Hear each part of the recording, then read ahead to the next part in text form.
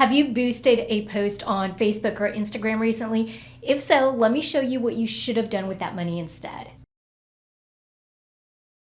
I know it sounds a little harsh, and you're probably thinking to yourself, well, as a marketing professional, she can't be serious.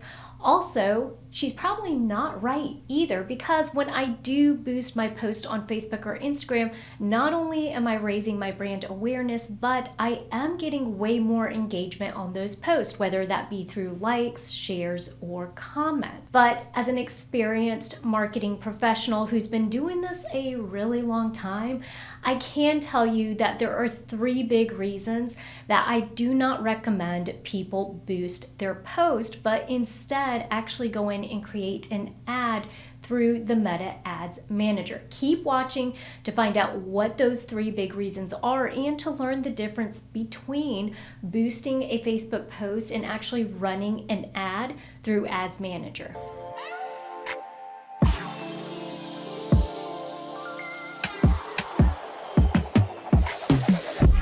All right, so before I share with you the 3 big reasons that you're gonna want to quit just boosting your post on Instagram or Facebook, why don't we start off with clearing up the air and making sure that we are on the same page about the difference between boosting a post on Facebook and or Instagram and running an ad on Facebook and or Instagram through Meta Ads Manager. So we're going to go to the best source and hear it straight from the horse's mouth, Meta, who happens to own both Facebook and Instagram. And we're going to see what they say are the key differences between boosting a post and running an ad on the 2 platforms that they own. A boosted post is a post to your page's timeline that you can apply money to in order to boost it to an audience of your choosing. This is the simplest way to advertise on Facebook. Boosted posts differ from ads on Facebook because they are not created in Meta Ads Manager and don't have all of the same customization features. So there are probably going to be quite a few differences if we're missing out on a lot of customization. So I actually created a handy dandy little infographic that will help us keep up with these differences. All right, so now let's go ahead and jump into the 3 big reasons that you want to stop boosting posts on Facebook and or Instagram. Reason number 1, it's lazy and a trap. Listen, I understand you're a small business owner, as am I. You are running a business, taking care of customers and clients, managing employees, and also on top of it, having to do your own marketing in-house. You likely are looking at that boost your post button, similar to an easy button of some sort. But the truth is that part of our responsibility as small business owners is to be sure that we are maximizing and getting the most out of our investments, including investments in marketing campaigns. And the facts are that you can be using that money that you're dumping into boosting your post to actually create something that is way more effective. So let me explain by talking about the 2 things that boosting a post is really good at. Number 1, boosting engagement on a very specific post. Yes, it's true, you'll probably see more likes, comments, or even shares on that particular post. However, that's not going to translate to sales. Now, here's the thing. It is going to make you feel good about you taking action and doing something. It's going to feel like you are doing something to promote your small business and to get your name out there. Those metrics though, likes, shares, comments, there's a reason we call them vanity metrics. They're just that. They're good for show and it's nice to get a lot of engagement, but really what you are looking for as a small business owner is that transition and conversion into an actual sale. Because at the end of the day, that's what keeps you in business. Let me give you an old school example of what that would be like. Let's say that I have a small business and I sell baby food. My target audience is going to be parents who have infants between 6 months and 12 months because those are the prime times that babies are eating baby food. Now, I could easily go to my local billboard company and say I would like to take out a billboard and advertise on a billboard that's off of the interstate for $1,500. And inevitably, I would reach some parents who have children that are aged 6 months to 12 months. Or I could take that same $1,500 and talk to a magazine that is specifically geared at new parents, because I know those new parents eventually are going to have children within that 6 month to 12 month age range who will then actually be looking for baby food and considering which type of baby food to buy. The return on ad spend, also known as ROAS, is going to be much higher for the magazine than it is going to be for the billboard, because at least I know the type of person that is going to be reading the publication. I don't know what type of person is going to be getting in their car and driving down the interstate. And so sure, you're going to get the same feeling by boosting a post as I'm going to get when I'm driving down the interstate and I see my billboard for the baby food. But at the end of the day, it's just not really effective. Number two, the other thing that boosting a post is really great at is building brand awareness. Most small business owners do not have the luxury of focusing on brand awareness. If you notice, that is something that typically happens in more mature companies, like let's say big companies like Nike or Coca-Cola. And the reason that they can actually spend money on brand awareness campaigns is because everybody knows who they are, what they sell, and they know what type of product they're going to get from the company.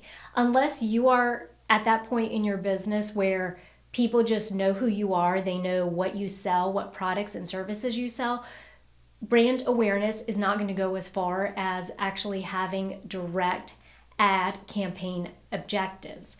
And you could get much more out of being very specific about what you want to get out of ads, as opposed to just kind of tossing spaghetti on a wall. These bigger companies have huge marketing budgets that can absorb the fact that they can run ads or put things out there, right? Do a lot of sponsorships or PR that they can invest money into without getting a direct sale from. Unless you are at that point in your small business, that's not going to be super helpful to helping you grow and make more sales. So let me merge these two ideas for you. People are being bombarded by ads and information 24/7 now across multiple platforms. It's super competitive out there.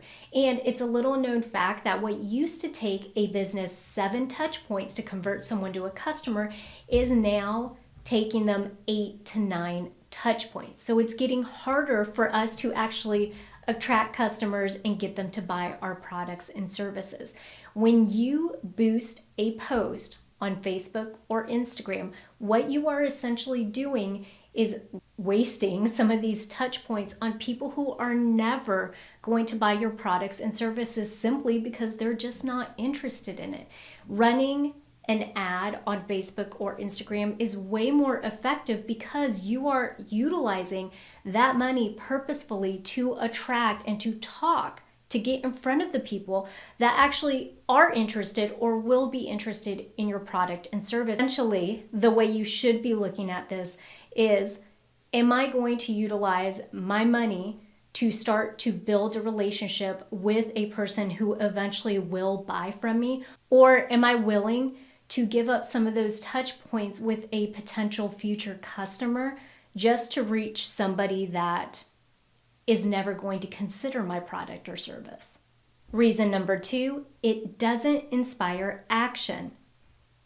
Because boosting a post really is just taking something that you've already published on your feed, throwing money at Meta and telling them to reach as many people as possible so that you could get the most likes, engagements, or shares off of it. It means that their focus is going to be to get the most eyeballs on it. It's not going to be driving people to take action. You're limiting yourself by not being able to craft an ad that is going to be able to compete with all of the other ads that people are scrolling through. So if you're just boosting a post, you don't get to dress it up. You don't get to add to it or make it stand out. It's just going to be exactly what you typed on your feed.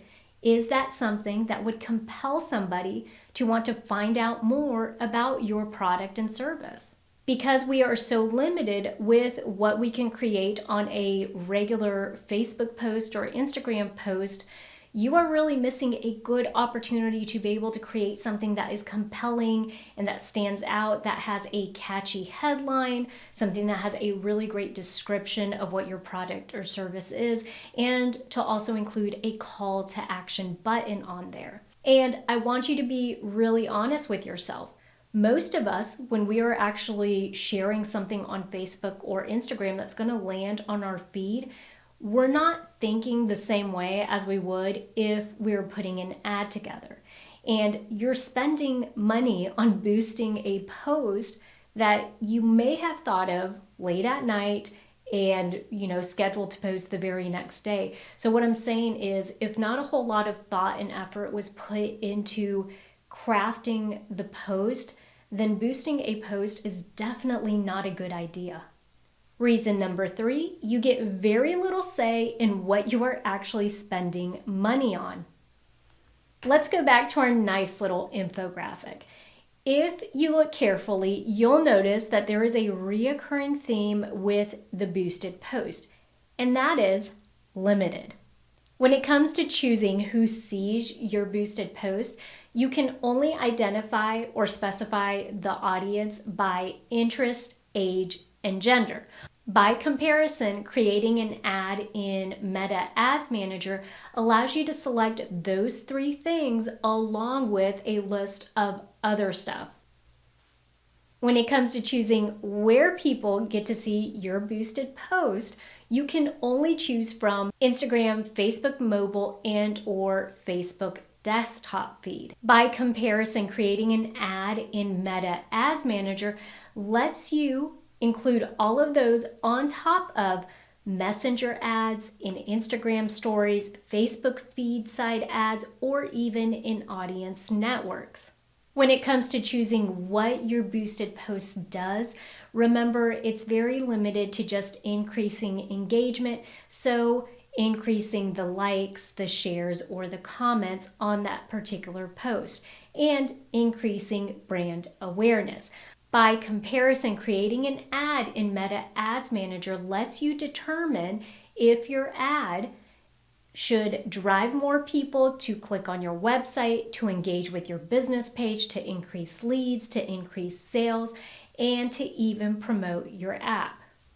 At the end of the day, if you want to donate your marketing dollars to Meta, knowing that you're going to get very little back for your business and not even get a t-shirt out of it, then boosting a Facebook and/or Instagram post is probably the way to go.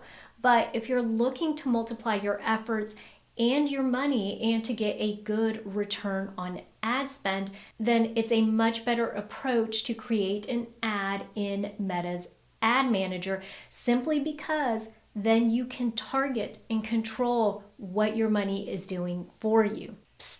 Are you an SOB, small-owned business? Then stick around and watch this next video right here. And don't forget to hit that subscribe button, because we share a free weekly marketing video every Monday. And we currently have over 200 videos available for you to watch today, so go check that out.